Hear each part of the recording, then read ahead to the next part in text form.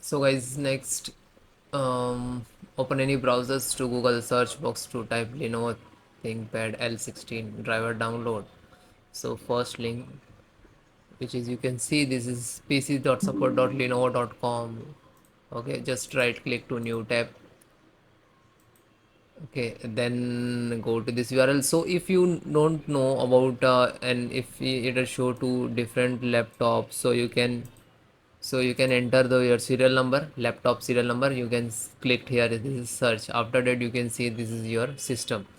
Okay, so you can see same format. So first automatic update and second manual. So automatic, you just click to scan. Scan required driver to install within a 5 to 10 minutes, and this is separate.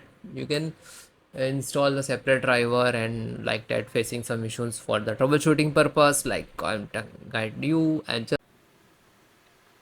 then guys, fingerprint, click this.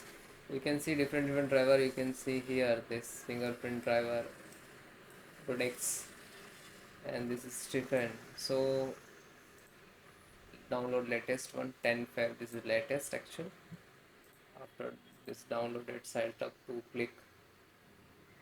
After that download, then next, accept, next, select the install. Do not extract, don't direct install it. Install,